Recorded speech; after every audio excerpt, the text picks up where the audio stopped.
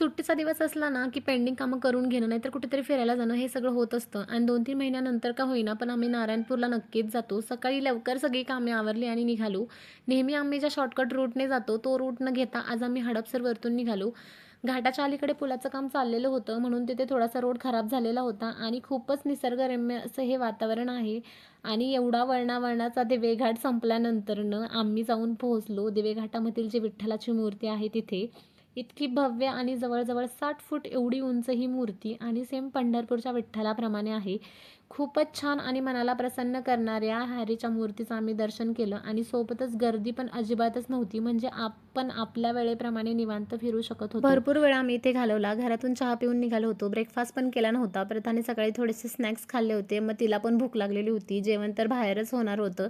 पुढे गेल्यानंतर नाही एका हॉटेलच्या तिथे आम्ही थांबलो. पुरंदर प्राईड असे हॉटेलचं नाव होतं. पटकन ऑर्डर दिली आणि गर्दी नसल्यामुळे ऑर्डर पण लवकरच आली आणि खूप भूक लागल्यामुळे आणि जेवण पण टेस्टी असल्यामुळे ना नेहमीपेक्षा थोडंसं जास्तच खाल्लं गेलं. मस्त असं जेवण केलं आणि नंतर येऊन पोहोचलो नारायणपूरमध्ये. गाडी पार्क करून मंदिरामध्ये गेलो आणि मंदिरामध्ये प्रवेश केल्याबरोबर ना मन अगदी प्रसन्न होऊन गेलं. अतिशय सुंदर आणि मनोभावे देवाचं दर्शन घेतलं आणि मागच्या वेळी जेव्हा आम्ही आलो होतो ना, तेव्हा प्रथाचा बर्थडे होता. प्रथाने सुद्धा खूपच सुंदर देवाचं दर्शन घेतलं. खूप वेळ आम्ही मंदिरामध्ये बसलो आणि त्यानंतर या मंदिराच्या बाजूला एक खूप प्राचीन असं महादेवाचं मंदिर आहे. एवढ्या वेळा मी नारायणपूरला आले, पण या मंदिरामध्ये एकदाही गेले नव्हते. श्रावण महिनासुद्धा चालू होता. म्हटलं चला महादेवाचं दर्शन घ्यावं आणि त्यानिमित्ताने हे मंदिरसुद्धा मला पाहायला मिळालं.